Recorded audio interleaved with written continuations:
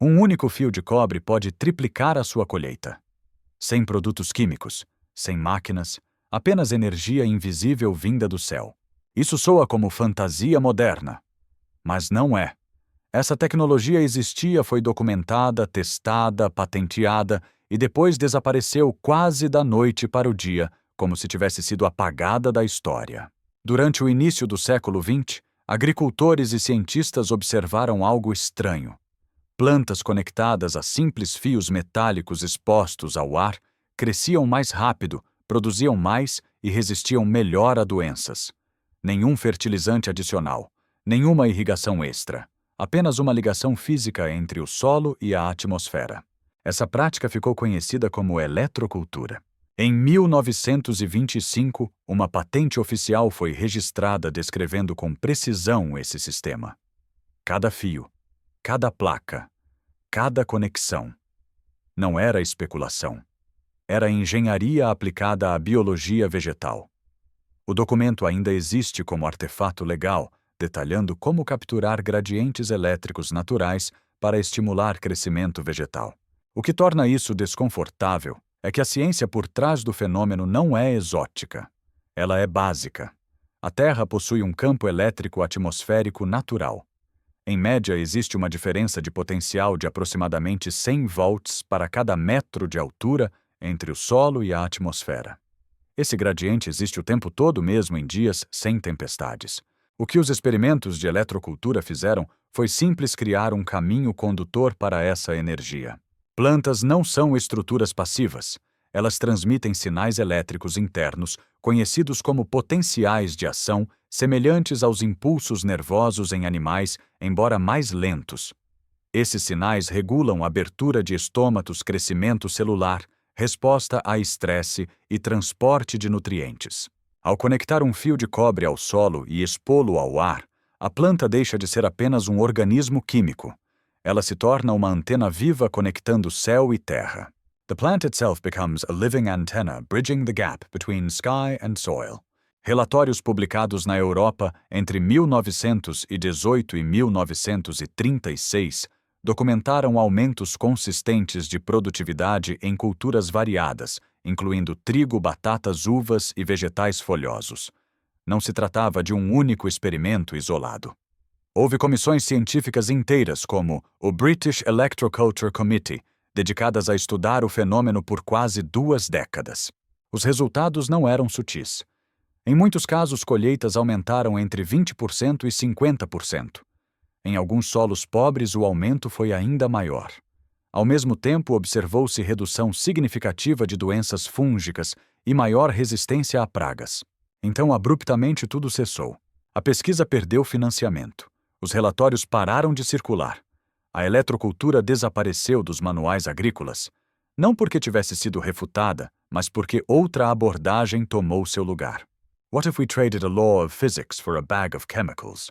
A partir da década de 1940, a agricultura passou a depender quase exclusivamente de insumos químicos.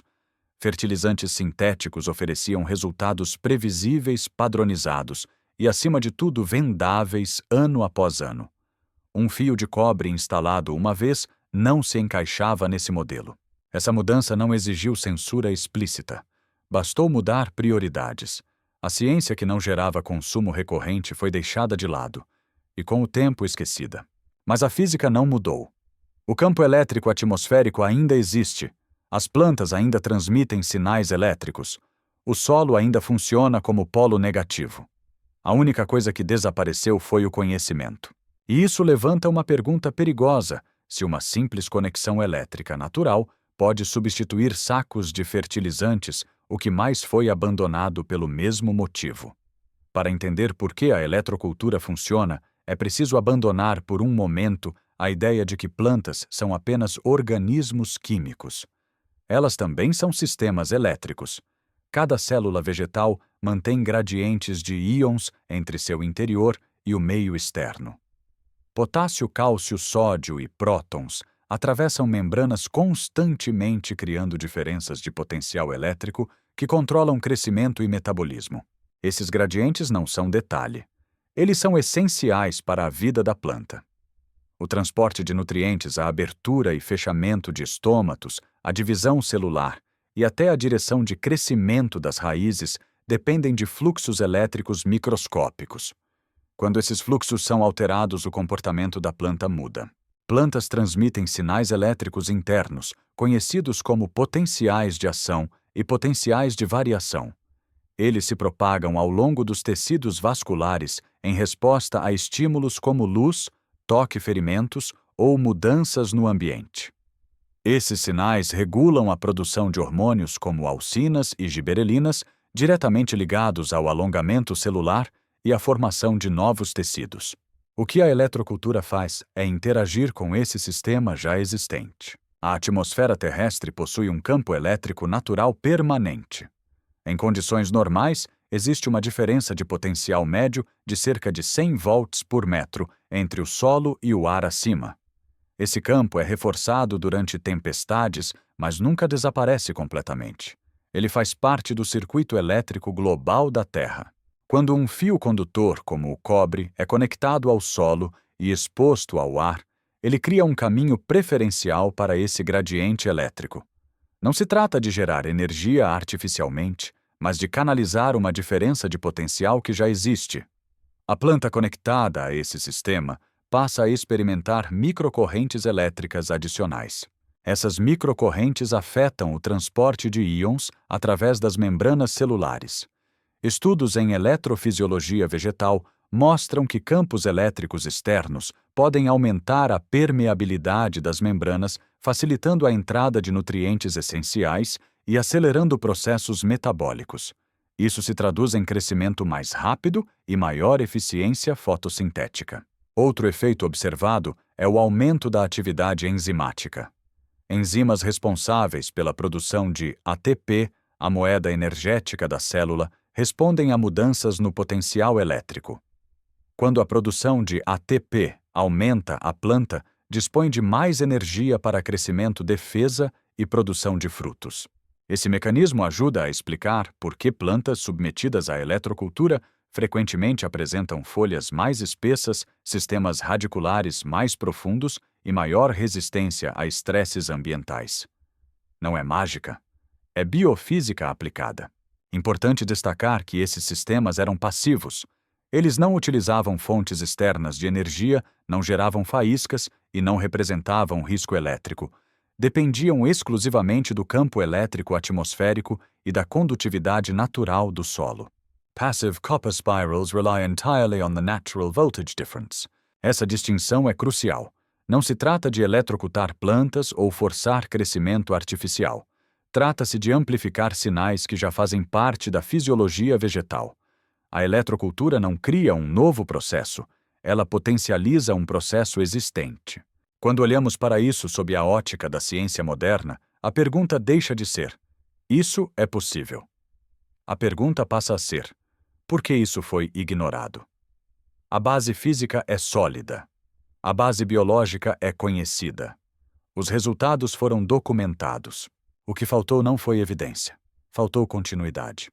E essa falta de continuidade nos leva ao próximo capítulo da história. Porque quando uma prática baseada em leis físicas fundamentais entra em conflito com um modelo econômico baseado em consumo recorrente, a ciência deixa de ser o fator decisivo. A eletrocultura não nasceu em fóruns marginais nem em experimentos caseiros isolados. Ela entrou oficialmente na ciência agrícola europeia no início do século XX. Entre 1918 e 1936, diversos países financiaram pesquisas sistemáticas para entender o efeito da eletricidade atmosférica no crescimento das plantas. No Reino Unido foi criada a British Electroculture Committee, um grupo formal composto por cientistas, engenheiros e agrônomos. Durante quase 2 décadas, essa comissão conduziu testes de campo controlados em diferentes culturas, tipos de solo e condições climáticas. Os relatórios não falavam em curiosidades, falavam em produtividade, resistência e viabilidade prática. Os resultados publicados indicavam aumentos consistentes de rendimento. Em cereais como trigo e cevada, colheitas cresceram entre 20% e 40%. Em hortaliças e tubérculos, os ganhos eram ainda mais expressivos em solos pobres. Além disso, observou-se redução de doenças fúngicas e maior vigor vegetativo geral. Esses dados circularam amplamente na imprensa científica e agrícola da época. Jornais franceses e alemães publicaram artigos descrevendo sistemas simples de fios metálicos, antenas verticais e placas enterradas. Não era um segredo. Era uma tendência emergente. Em 1925, uma patente foi registrada detalhando um sistema completo de eletrocultura. O documento descrevia materiais, geometrias, profundidade de instalação e posicionamento em relação às plantas. Não se tratava de teoria vaga. Era um manual técnico. The patent is still on record, a legal artifact that spells out every wire, every plate, every connection. Esse registro legal é importante porque elimina uma objeção comum. A eletrocultura não foi abandonada por falta de formalização. Ela foi suficientemente promissora para justificar proteção intelectual e investimento público. Então, quase tão rápido quanto surgiu, ela desapareceu. Após a década de 1930, os relatórios cessaram. As comissões foram dissolvidas. A pesquisa perdeu financiamento. Em poucos anos, a eletrocultura deixou de aparecer em manuais agrícolas e currículos acadêmicos. Não houve um estudo definitivo refutando a prática. Não houve um consenso declarando-a ineficaz. Houve silêncio. Esse silêncio coincidiu com outra mudança histórica: a ascensão dos fertilizantes sintéticos e da agricultura industrial.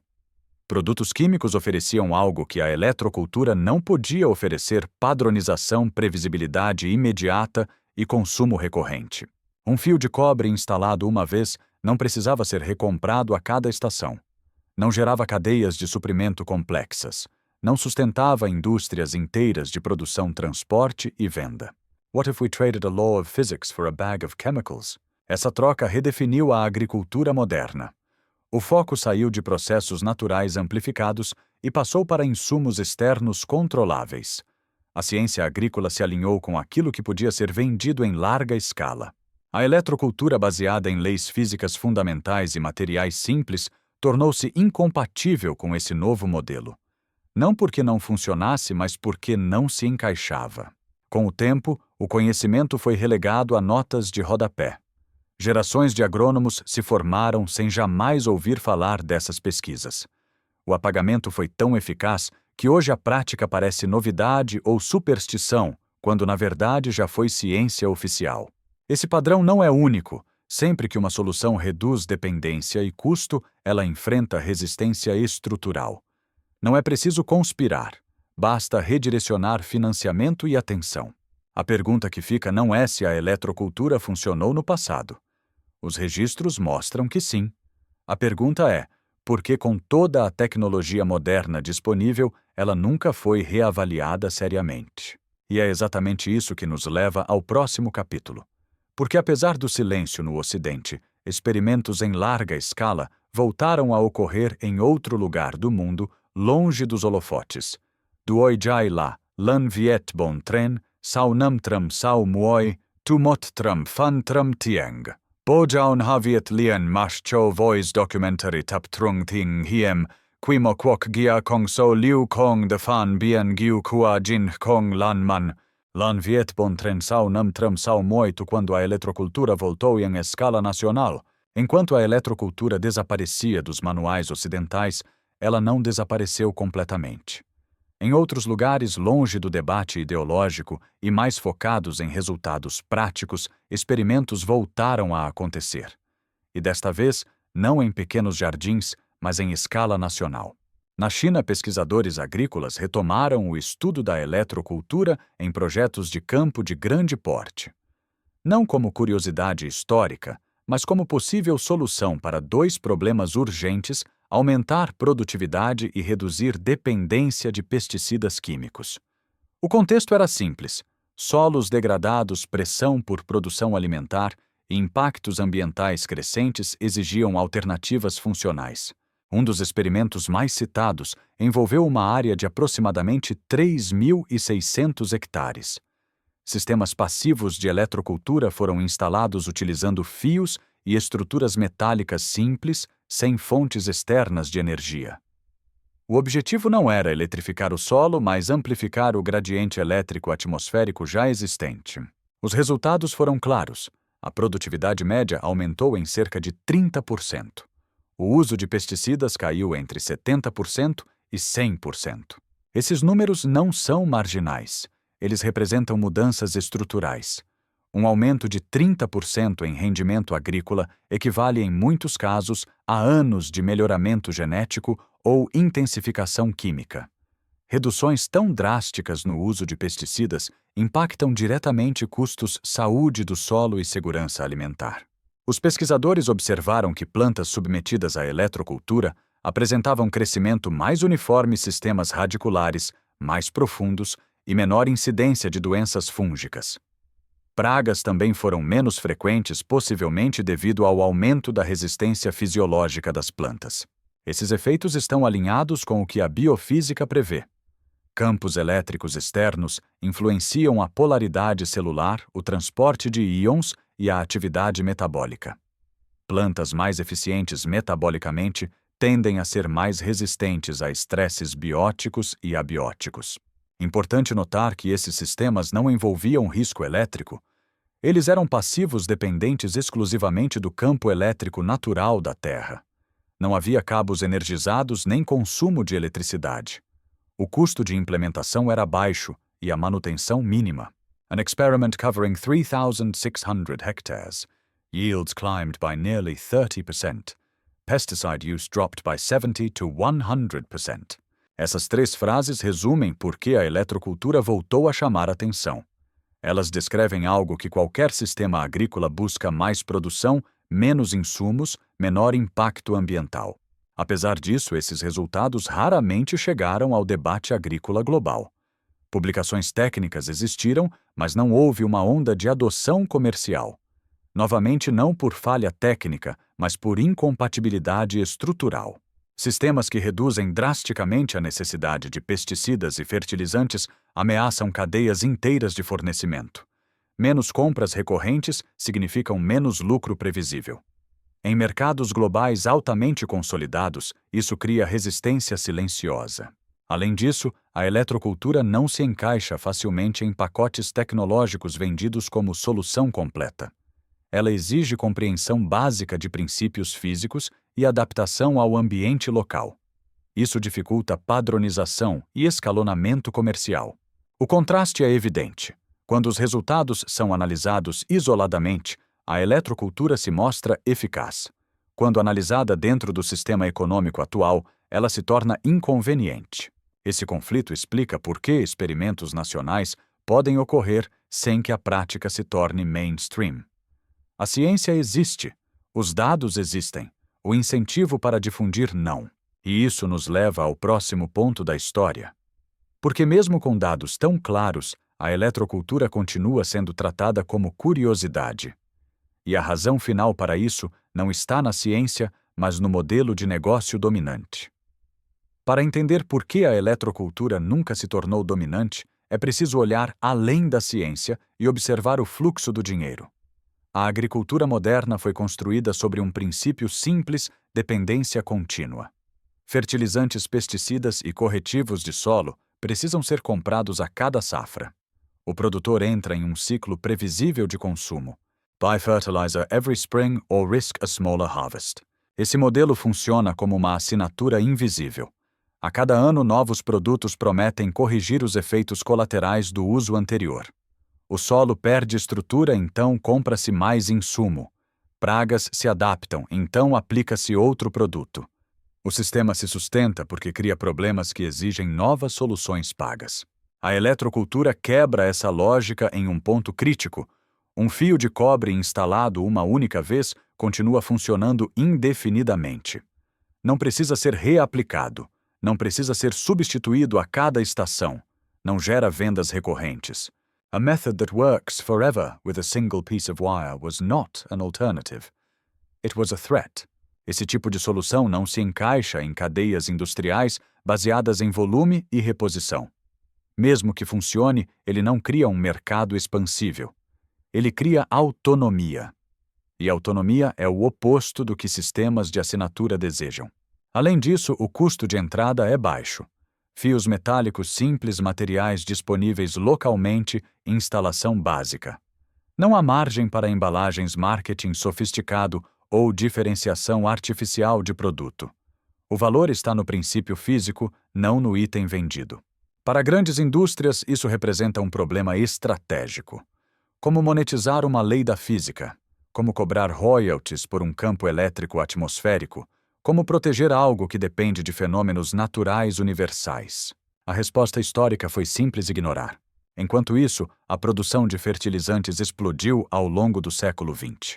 Dados industriais mostram que a produção global de fertilizantes nitrogenados alcançou quase 20 milhões de toneladas por ano por volta de 1960, crescendo ainda mais nas décadas seguintes.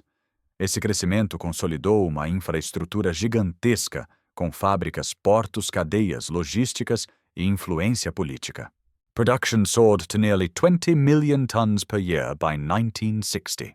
Uma tecnologia que reduz a necessidade desses volumes não encontra espaço em um sistema já comprometido com investimentos de longo prazo. Não é preciso suprimir ativamente a eletrocultura, basta não promovê-la. Outro fator é o controle. Fertilizantes permitem dosagens precisas, cronogramas fixos e padronização em larga escala. A eletrocultura depende de condições ambientais locais, umidade do solo, condutividade e clima. Isso exige observação e adaptação. Não pode ser totalmente automatizada por um manual genérico. Do ponto de vista corporativo, isso é uma fraqueza. Do ponto de vista do agricultor, é uma força. Sistemas adaptativos tendem a ser mais resilientes, especialmente em ambientes instáveis. Quando produtores se tornam menos dependentes de insumos externos, o poder de barganha muda. Custos caem, margens aumentam. O controle volta para quem trabalha a terra. Esse deslocamento de poder raramente é incentivado por estruturas centralizadas. Por isso, a eletrocultura permaneceu à margem mesmo com evidências históricas, científicas e experimentais. Ela não falhou tecnicamente. Ela falhou em se alinhar a um modelo econômico específico. E isso nos leva ao encerramento. Porque quando uma solução simples baseada em leis naturais continua funcionando, apesar de décadas de silêncio, a pergunta final deixa de ser: isso é real? A pergunta passa a ser o que mais foi deixado de lado pelo mesmo motivo. No final, a história da eletrocultura não é sobre fios de cobre. É sobre o tipo de ciência que escolhemos lembrar e o tipo que escolhemos esquecer. A física por trás desse método nunca desapareceu. O campo elétrico atmosférico continua presente. As plantas continuam transmitindo sinais elétricos. O solo continua funcionando como polo negativo. Nada disso mudou. O que mudou foi a narrativa. Uma tecnologia que funciona passivamente sem consumo contínuo, sem dependência de produtos e sem geração de receita recorrente, cria um problema estrutural. Ela não se encaixa em modelos baseados em venda constante. Ela não cria mercados crescentes. Ela encerra ciclos. A method that works forever with a single piece of wire was not an alternative. It was a threat. Essa frase resume o destino da eletrocultura. Não foi rejeitada por ser falsa. Foi ignorada por ser inconveniente. Em um sistema que prospera com insumos substituídos a cada estação, soluções permanentes não são prioridade. Ainda assim, a eletrocultura continua reaparecendo. Em experimentos independentes, em projetos nacionais, em estudos que mostram ganhos consistentes de produtividade e reduções drásticas no uso de pesticidas. Sempre que reaparece, ela desafia a mesma pergunta: por que não estamos usando isso? A resposta não exige teorias complexas, exige observar incentivos. Fertilizantes funcionam como uma assinatura anual. Fios de cobre não. Produtos químicos são mensuráveis, embaláveis e protegidos por marcas. Leis da física não são. O mais curioso é que a eletrocultura não compete com a agricultura moderna em todos os aspectos. Ela pode coexistir, pode complementar, pode reduzir impactos ambientais e custos sem exigir abandono total de práticas existentes. Mesmo assim, ela permanece fora do centro do debate. Isso revela algo mais profundo. Não escolhemos tecnologias apenas por eficácia. Escolhemos por compatibilidade com sistemas de poder, lucro e controle. A ciência que se alinha a esses sistemas prospera. A ciência que os desafia tende a desaparecer. A eletrocultura representa uma forma diferente de pensar.